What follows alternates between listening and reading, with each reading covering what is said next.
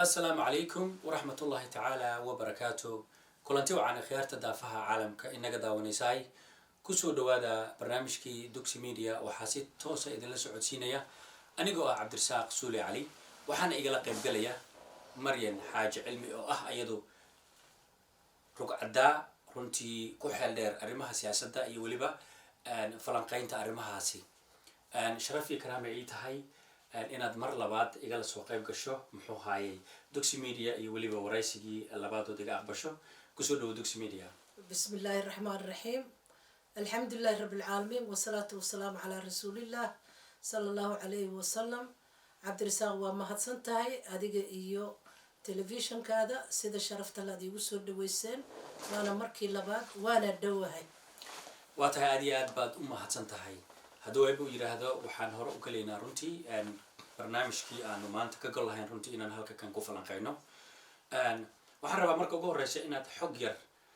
oo ku saabsan arrimaha Hirshabeelle bal hor dhacaan hadii siiso sababta Hirshabeelle loo sameeyay hanaanka ay maanta taagan tahay waxa ay hirgelisay waxa ka qaldamay iyo waxa u saxnintaba. وسؤال في عن بسم الله الرحمن الرحيم لكن وحي وباهنتها عبد الرزاق وحي يرو تاريخ ير كوبن إن ما عرفتي هردع لو سبايو سيداد أختهاي دقالدي سوكية يبربركي كدعي ودنكا وحي ليس تساليي دولة بدنو مارتس محوها هاي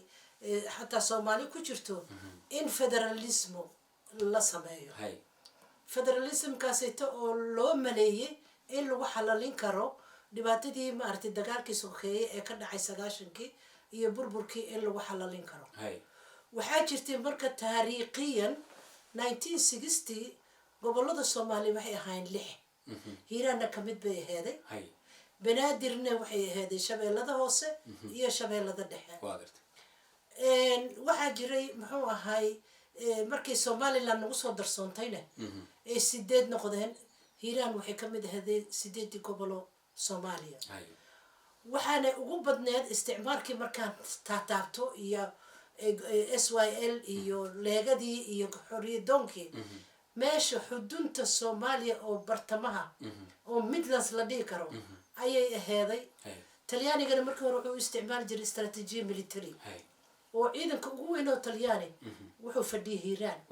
wuxuu iska ilaalinayay Somaliland oo British iyo Ethiopia ayuu iska ilaalinayay marka yani wuxuu ahay gobol si wanaagsan loo dhisay muxuu ahay siyaasadda iyo leegadii iyo waxaana ka dhashay madaxdii ugu sareysay ee ugu horeysay ee Soomaaliya aadan Cabdulla Cismaan iyo niman badan ma garatay iyo siyaasiyiin badan marka gobol ma aragtay la ignore garayn karo ama maxaa la dabooli kara taariikhdiisa ma aha 74 miya ama 5 adiga dawladii kacaanka siyaad barraa waxay tiri gobolada waan gobollo balbalaarna jiro sida Bari Jubbaland asagana intentionkiisa waxay ahaday sida hadda uu farmaajo wada gedo inuu abuuro wax la yiraahdo ma ahayn transparent wuxuu yiri gobolada 3 iyo 2 u kala qaybina Banaadir waa kala qaybiyay Shabeellada Dhexe iyo Shabeellada Hoose uu siiyay muxuu ahay Jubbaland 3 buu siiyay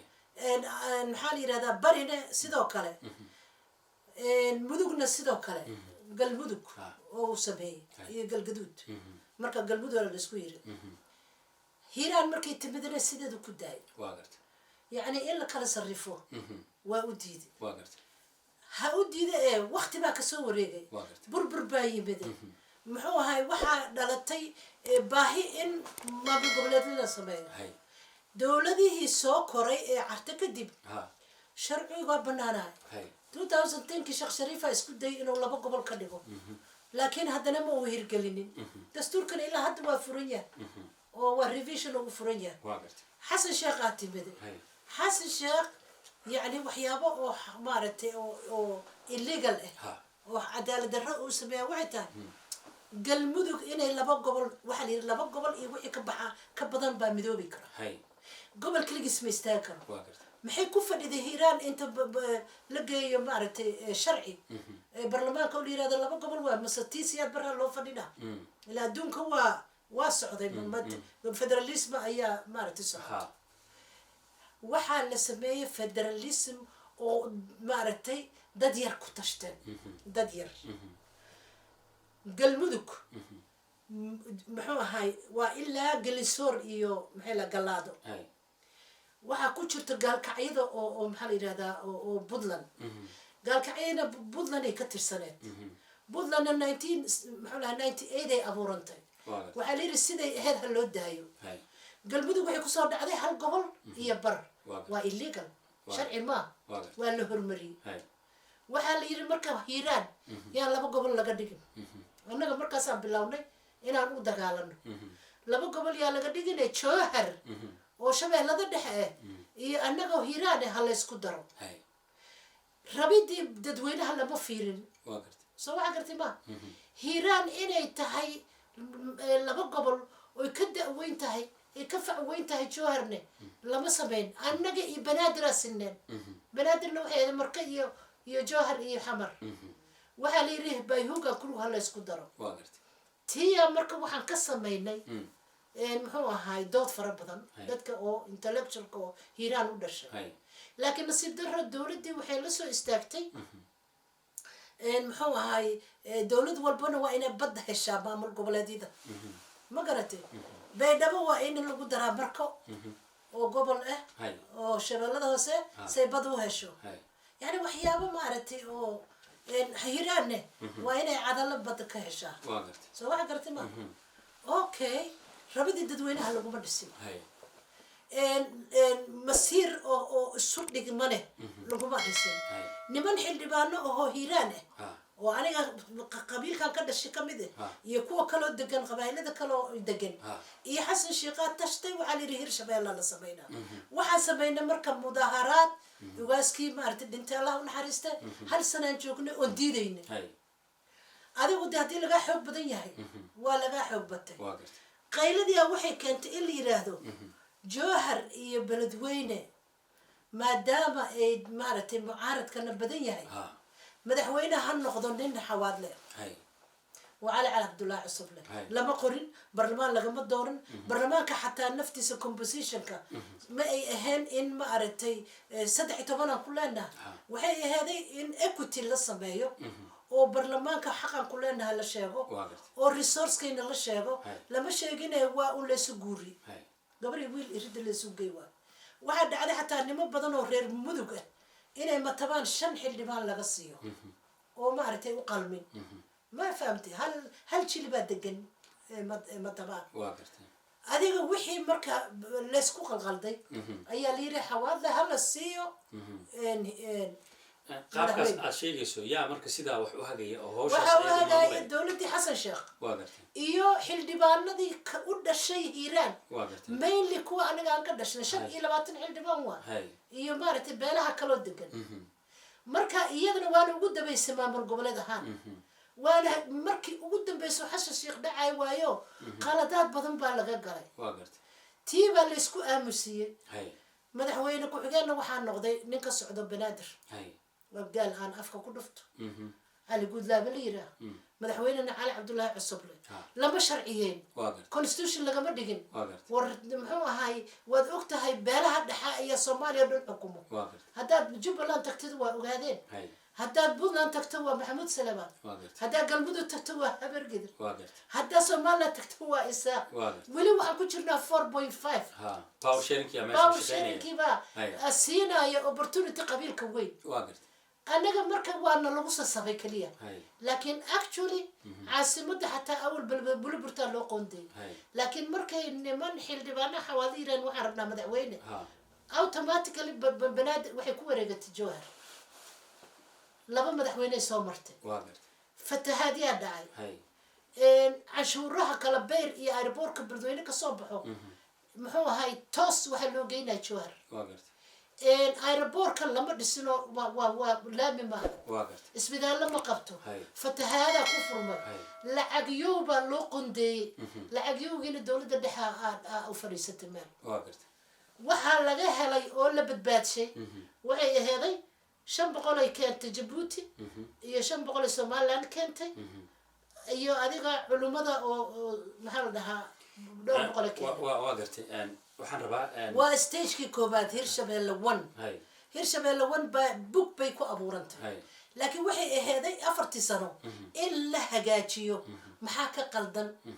maxaa la isku baawra aniga waxaan aaminsanahay hiiraan inay laba meel iyada inay qaadato adaa hadalka ku wata hiiraan waxaan ognahay xildhibaano ama dad muxuu ahay ama dhinaca siyaasadda ha noqoto ama dhinaca aqoonta soomaaliyed ha noqoto hiiraan inay lafdhabar u tahay ummadda soomaaliyeed deegaan ahaan iyo aqoon ahaanba maxaa diiday inta dadka muxuu ahaa reer hiiraan isku yimaadaan inay masiirkii saxda ahaa ee muxuu ahaa hiiraan qoseeyey ay ayagu horumariyaan maadaama ay qayb ka yihiin dowladda federaalka cabdi meesha tan waddankan civil warka ka dhacay meesha dadka inta badan moryaan baa waddanka qabsatay dad laa yaktubu laa yaqra aha qabsaday dadkii intellectualka ama waxgaradka ahay gadaal bay istaageen waxaa abuurmay marka aniga dantayda xildhibaan aniga lacag aan qaato marka wadaninimo iyo gobol jaceysi looma sameyn 4 sano sidaasay ku socotay waxaan ku hiiraanna wax loo qabtay oo ilaahay abuurta ma jirin virtualina cali guudlaaba ninka la yiraahdo hadda madaxweynaha asaa iska maamulinay madaxweyne cabdullaahi cusub hal sano hay waa laga qaaday waxaa la keenay waarena laakiin markaas guudlaaba wuxuu ahaa madaxweyne ku-xigeen baa oo jowhar fadhiyo guudlaaba ayaa iyo madaxweynihii hore iyo dadkii guudlaaba ayaa nin haystay runta markii hoos loo daadego xanta muxuu ahay hiirshabeelle guudlaaba haystay ninkuu rabana asaa magacaabanay dowladiisa compositionka maxaa la dhahaa section 4 wax la yiraahdo waxa jiro oo dhaqaalaha UN ka keento asagaa qaadanay yani wax alaal wax hiiraan looga talagalay ma jirin annagoo maartay rajaynayna laba mid in hiiraan laga dhigo 2 gobol ay maamul goboleed noqoto waana dhici kartaa baarlamaanka waa la geyn karaa nothing is impossible on this earth iyo in lagu noqdo compositionka hiirshabeelle oo si maaragtay muxuu ahay loo kala badan yahay loo kala qaato lama sameyn markaana hiirshabeelle 2 ka daro dibi dhal bay noqotay cid lala tashtay waa mahadsantahay waxaa jirta miisaaniyad ay xaq u leedahay hiirshabeelle oo ay kala mid tahay galmudug iyo puntland iyo jubbaland iyo koonfur galbeed iyo wixii kaloo maamul gobol ah miisaaniyadda noocaas ah si sax ma u qaadataa oo maadaama ay dowladda central governmentiga ama dowladda dhexe ay tahay mid tii guud ahayd ah federalismkiina ay tahay ma jirtaa in runtii miisaaniyaddii xaqa ay u lahayd hiirshabeelle ay ka hesho dowladda federaalka aniga waxaan ku ogahay hiiraan markay gaarto wax alaal waxa benefit oo dowladda hiirshabeelle ay ka geysatay ma jirto inay ka qaadato maahay waa ku sheeg waxaan kuri kala bayr waa meesha maaragtay xuduudka Soomaaliya iyo airportka lacagta cashuur ka baxda straight waa la qaadaa hiirshabeelle ayaa qaadato waxaa jiro budgetyo oo maaragtay UN ka bixiso wax soo dhaafayay hiirshabeelle aniga ma sheegi karo laakiin lacag badan oo loo qoondeeyo la siiyay haddana waxa la leeyahay 39 million ayaa biyo xireenkiina loogu talagalay horumarinta hiirshabeelle loogu talagalay lamana hayo oo dowladda haysato marka gobolka wuxuu iska noqday kii madaxweynaha kasta yaro soo dhacaysa qaado wax maaragtay oo horumar ah ay labada gobolba gaareen ani ma dhahay hiiraan kaliya xataa jowhar wax labada gobol oo horumar gaaray aba yaraatee ma jirto maxaan filaynay marka 4 sano intay dhamaanin in revision lagu sameeyo diidmada iyo cabashada ay reer hiiraan qabaan in maaragtay la xalaliyo in loo saaro guddi oo la yiraahdo power sharing si wanaagsan in lagu sameeyo magaca kaliya anaga lagu xaqiray hiiraan shabeelle ma lama dhihin hir baa noola baxshay hiirshabeelle yani xataa magacii baana lagu xaqiray meeshii laga toosin lahay muxuu ahay dowladii farmaajo meeshay wax toosin laheeday faad yaasiin iyo dowladii farmaajo faad waa nin reer hiiraan waana milkiilaha dowladda Soomaaliya markay runta loo hadlo oo shaaca ka qaado waxaa la yiri cali guudlaabe calculation la sameeyay dowladda qol qabiilkan mundulood la yiraahdo ee muqdisho degan ee madaxweynayaal yeeshay ee maqaamka banaadir u dagaalama ee madaxweyne u dagaalama waa inaan maskaxdooda kala furfurnaa haddaan hiirshabeelle dhigno nin afgaan hawaadana cirka loo tuuro saasaa dhacday si waxay isleeyahay dowladda muxuu ahay farmaajo waa lagaa jeesana hay iyadoonan cid lala tashano dabadhilif lela soo aruurtay hirshabeelle 2 oo tii hore ka daroo dabidhalaa la sameeyey maxaa dhacay marka madaxweyne waxaa noqday cali guudlaabo abgaal automatically caasimadii iyo madaxweynihii ayay jowhar isku qaadatay hiiraan iyo jowhar waa laba gobol oo isu tagay soo maa soo federalism maa soo maahan power sharing caasimada soo lamarbayn hadduu madaxweyne noqdo muxuu ahay nin reer jowhar inay caasimada automatically beledweyne u wareegato soo maa inay dowladda beledweyne u wareegato soo maa sidii hore usoo jirtay inuu baarlamaanka hirshabeelle beledweyneta soo maa labadiiba waa la isku qabsaday hiiraan baa waxaa qabsatay jowhar waa gartay anaga taas waxaan ka dagaalanay xamar baan joogay waxaan la kulanay niman badan waxaad leedahay adigu muxuu ahaye waa xaqiraad baa jirta oo waa xaqiraad maahane totally ba hirshabeelle afkaa dhulka loo geliyay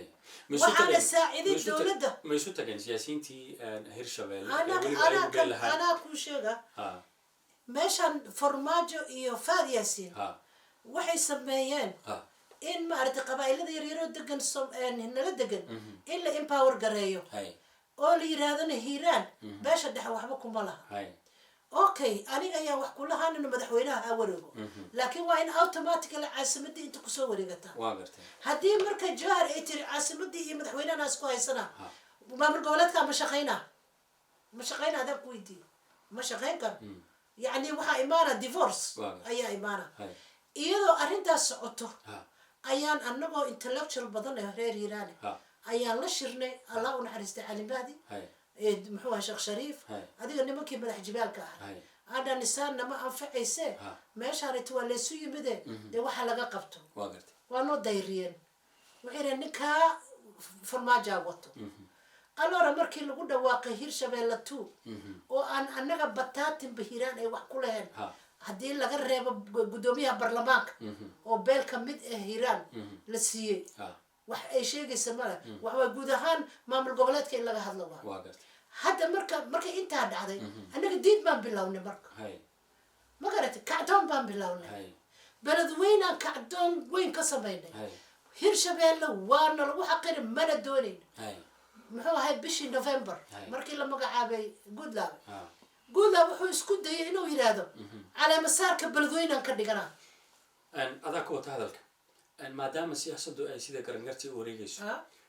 hadday dhacday maanta in beesha aad hadda soo carab qaaday oo kale ay maanta ay madax ka yihiin muxuu ahay hirshabeelle soo lagama yaabo berri inay guntigiina kusoo laabato idinku madax ka noqotaan maadaama bahashu power sharing waa in la hagaajiyo cabdi caasimadii madaxweyne iskuma haysan karta jowhar haddii kale hiiraan maxay haysataa ii sheeg ilaa waa laba gobol oo isu tagay automatically hiiraan haddii laga qaaday madaxweynimadii waa inay caasimada iyo hirshabeelle dowladeeda dhan oo guurayso ay magaalada beledweyne ka shaqaysaa waa lagu fiiriyey lama samaynin guudlaa wuxuu isku dayay inuu caleemasaar ka samaysto beledweyne waa laga eriyey ilaa maantana ma geli karo dadka beledweyne khaasatan beesha ugu weyn way ka hortimideen waana diiday madaxweyne guudlaa hadda haatan isaga muxuu ahayay madaxweyne ka ah hirshabeelle degaankana runtii dad aad u fara badan baa dega oo waa qabaa'ilo fara badan baa dega miyaan la dhihi karin xaq ayuu leeyahay ama xaq bay u leeyihiin beeshaasi inay maamulka muxuu ahaa hirshabeelle maqaamyada ugu sarreeya ay wax ka qabtaan wax lagama hadlooyo meeshaan laba gobol baa maamul goboleed sameeyey oo dusha laysaga keenay waxaa jira spheres of competence iyo power sharing madaxweynaha lagu sasabay beesha ugu weyn meel kastana Soomaaliya shanta maamul goboleed beelaha ugu weyn baa xukumo reality waa ilaa laga helo one man one vote arrintaas baa soconaysa been yaa la isu sheegay ayadii baa banaanka laga bixi Soomaaliya waxaa dhacdo kale second maaragtay upset wuxuu yahay caasimadii iyo madaxweynihiibo shabeellada dhexa qaadatay maxay marka hiiraan qaadanay sharciga ma buraayo aniga waa diidnay hirshabeelle bataatin waa diidnay muxuu ahaa ilaa maa la hagaajiyo aniga waa diidnay hirshabeelle qodobkan waa usoo laabanaynaa waxaa jirtay fatahaado musiibo qaran inay ku dhacday muxuu ahay dalkaas muxuu ahay beledweyne iyo hirshabelle waxaa jirta in dowlado badan oo markaasi awood dhaqaale leh sida talyaaniga iyo China iyo kuwa kaleba ay runtii muxuu ahaye deeq markaasi ay ugu talagaleen fatahaadahaas iyo arrimahaasi inay kaga gargaaraan halkaasi arrimihii ay ahayd siday u fuleen xagee ku dambeeyeen maxayse noqotay outcome-kii ka soo baxay horta nasiib darrooyinka hiiraan ku dhacday waxaa mostly 80% sabab u ah maamul goboleedkan oo madaxa la iska geliyay hiiraan anagu waa ku dhalanay waana joogi jirnay every 10 years laga yaabaa inay fatahaad timaado laakiin cimiladii maaragtay nolosha ayaa isbedeshay hiiraan fatahaadii ku timiday hal mar haddii accidentally u timaado waxay ahayd markuu webiga guro in laga shaqeeyo oo kanaalayaal la jeexo kanaalo waaweyn oo talyaaniga sameeyaa jiro oo la qodo oo biyaha dhinaca loo furo hataa maya waxaa safar garaynayso hirshabelle maxaa dhahay ilaa afgooy iyo baydhabo balcad iyo jowhar biyaha badan laba maadaama way ku dhaceen dowladda Ethiopia lala xaajoonayn oo laga baqaa dowladda Ethiopia ayay markii biyaha xagga ka soo dhacaan ay marka hore cishato iyay markay ku bataan u furtaan markaas ay adigu ku soo deynay dowlad ka celinayso oo dhayso war annaga waxa jiro muxuu ahaay water stream oo sharci baa jiro ha nagu soo furina biyaha faraha badan ma jiro markii nin kastoo madaxweyne yimaado dowladda Ethiopia waa walaalkood oo waxaa jiro hypocrisy xoog leh iyadoo arrintaas biyaha lagu soo furaa ayaa waxaa dhacday hal mar hadday dhacday marka dambe sanadka dambe in canalization la sameeymaano deeqiyaha la bixiyay dowladda China 1.6 waa 1,600,000 bay bixisay dowladda Djibouti waxay bixisay 600 dowladda Somaliland sidoo kale culumaa diinkii oo Nairobi ka yimidna waxbay bixiyeen waa fakti hore lacagtii China ee la rabay in maaragtay intaan roobka kala imaan canalization lagu sameeyo waxay dowladda fee isaga bixisay ICG court waa gartay oo ciidanka qali wuxuu isticmaashay maxkamadii ma gartay lacag iyo far badanna bangiga dhigatay waa gartay markii dambe fatahaadii labaad tii saddexaad wala prime minister wala dowlad oo ku imaanaysa ma jirto arrintaas maxaa ku cadeynaysaa in dowladda Soomaaliya ay lacagtii fatahaadaha loogu talagalay Hirshabelle way cadahay markii dambe intii dambe qaadatay tii Djibouti iyo muxuu ahaay ayay markii la qayliyay oo reer beledweyne qayliyeen oo hadda nimanka maartay oo culimada oo hadda sameeyeen biyo xireenada ay qayliyeen anagu waxaan soo gaaray kaliya lacag Somaliland lacagtii Djibouti waa maqantahay tii China waa maqantahay dowladda ma inkirin markii dambe iyo 500 ay dowladda bixinaysay Hirshabelle loo dhiibay siyaasiyiinta matala Hirshabelle خاص ahaan deegaanka iyo waliba dadka maadaama power sharing bahashu ay tahay si khaas ah dadka u matalayay ama qoys iyo qabiil ku matalayay ama deegaan ku matalayay maxaa diiday ayagu inay arrintaas si gaar ah uga hadlaan oo dowladda xuquuqda ay ku lahaayeen sidee doonto waxa noqotay tan ayadoo adduunka ugu soo gurmaday inay kala hadlaan kala xaajoodaan ka soo dhacsadaan maxaa diiday waxa ka horeysa horta wadannimo ka horeysa gobol jecel baa ka horeysa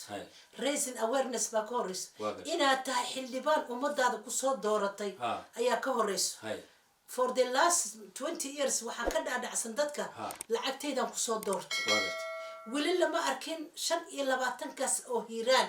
oo xildhibaanada qaranka ah oo issue inta keenan baarlamaanka Soomaaliya hiiraan maxaa ku dhaco saas loogu yeelaa laakiin galmudug way sameeyaan galmudug rag bay leedahay maad salaad wadawaa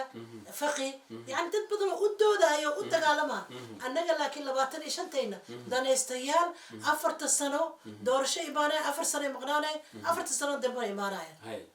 marka shacabka hiiraan la rabaa inay iska celiyaan oo iska qabtaan wax ay matalaad ay leeyihiin malaha ma garad intaan ba hadda oo biyo xireenka lagu dhisay oo ayaa hor biyihii soo gali lahaa ilaahay waa naga badbaadiyay kiligii weynaaya lagu furay waxa sameeyay ganacsato oo heer hiiraan oo lacagtii Djibouti loo soo furay oo wali laaluush naga sii xaaji dhagaxu ma garad markaana madaxweyne waaraa joogay madaxweyne waare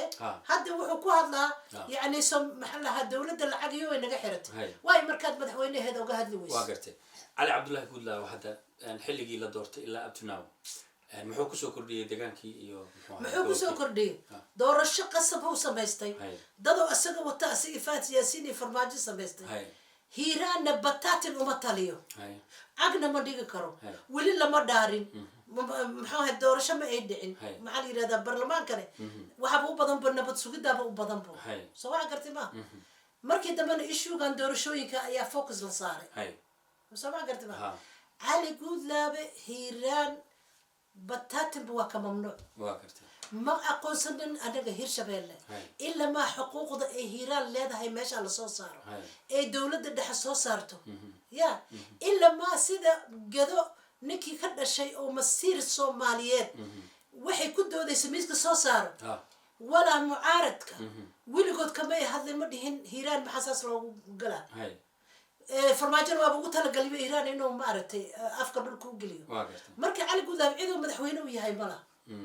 cid oo madaxweyne u lahay unless issuga hiiraan la xalaliyo ma garatay in lagu kala baxo iyo inay xaqa ay leedahay hiiraan la siiyo waa mahadsantahay arrinta hiiraan oo haatan aad ka muujinayso in walaac xagga siyaasadeed iyo muxuu ahaayey qaab aan markaasi caddayn loo maamulayo waa sida hadalka adigoo aad u tagay haddii ay kusii socoto mustaqbalka arrimaha hiiraan ama hirshabeelle xaggee u dambeynayaan baad leedahay dee waa burbur waa burbur ma garatay burbur baa imaanayo mana shaqaynayso hirshabeellena 4 saaroona ma shaqaynin sanadkaana ma ay shaqaynin ma garatay iyadoo maamul goboleedyada dee aanba shaqo fiican ayna jirinbo laakiin hiiraan waa meesha ugu liidato ilaa maa la helaan ku iri ya power sharing ee hiiraan intay xaq u leedahay la helo ama hiiraan 2 state laga dhigo annaga bataatinba hirshabeelle waa qaadacnay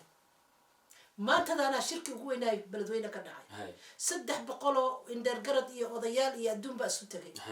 waxay go-aan lagu gaaray ishuga hirshabeelle siday ku abuurantay iyo siday ku socoto iyo xaqiraada ee hiiraan ku qabto inaan la aqoonsaneyn waana ku dagaalamaynaa dagaal qorima waxaa la soo gaaray gabagabadii iyo gunaanadkii barnaamijka maxaad hadda hadalkaaga ku dabamarsanaysaa oo aad ama siyaasadda guud ee dowladda soomaaliya aad ugu baaqaysaa ama dadka ay qusayso arrintan hirshabeelle ee reer muxuu ahaaye hirshabeelle aad ku leedahay horta 2 shay hala kala saaro polisiga maamul goboleedyada waxay ahayd in loo daayo grassrootka dadka u dhashay iyo siyaasiyiintooda ayagana isu tagaan ay power sharing samaystaan laakiin madaxweyne xasan sheekh iyo madaxweyne farmaajo waxay go-aan ku gaareen ayaga inay abuuraan ay dusha ka qabtaan wax dusha laga qabtana inuu soconaynin waad ogtaa puntland oo 1998 la abuuray oo si wanaagsan u socotay ayaa hadda dhibaato badan ku furanta soo waxa gartay ma haddii cadaaladda laga leexdo waa imaanay hiiraan ma haysato settlementka iyada soomaali weyn ku leedahay hiiraan miiska soomaali weyn lama soo dhigana gadaa la soo dhigay marka adiga haddii lagu quursaday haddii mucaaradkiina aynu waxba kaa qabanin dowladdiina ay madaxa kaaga taagan tahay dee halgan baa soconaya hadalkii oo kooban annagaa halgan baan ka dooranay iyo diidmo intaan ku jirnayn gumaysiga cali guudlaabe iyo jawaar ay dowlad kastana ay taageerayso waa tahay aad iyo aad baad umahadsan tahay daawadayaal intaas waxaan kusoo koobayaa hadduu eeba idmo barnaamijkii aan maryan xaaji cilmi kaga wareysanaya arrimaha hirshabeelle barnaamijka waxaa idinla socodsiinaya anigoo ah cabdirasaaq suuli cali wuxuu idinkaga imaanayay doxy media journal waxaana igala qayb qaadanaysay siyaasadda weyn maama maryan xaaji cilmi oo runtii aan ku farxsanahay maanta inaanu is hornimaano ani ayada intaan barnaamijkan aan hal erey ku darsado qof soomaaliya maamaan ahay oo waayo arage soomaaliyana waa jecelahay weligayna qabiilkuma dhaqmeen laakiin when it comes meesha ku dhalatay iyo dadkaada markii la cadaadiyo oo operation lagu sameeyo kuwii aad xildhibaan ka dhigatay kaa celin waayeen ma garatay dee marka adiga waxaa ku qasban tahay inaad u doodo u dagaalanto marka yaan lay malaynin qof qabiilidooho meel soo taagan xaqa ay hiiraan leedahay baan u taagana aada u weyn wabillahi tawfiiq daawadayaal intaa waxaan kusoo koobayaa barnaamijkii wuxuu idinkaga imaanaya dugsi media maryan xaaji cilmi ayaa igala qayb qaadanaysa anigoo cabdirasaaq suuli cali ayaa idinla socodsiinayay intaa barnaamijkan kiisa xigaa dib ugu kulmayno aniga iyo asxaabtayda oo isku xiran waxaan idin leenahay nabadgelyo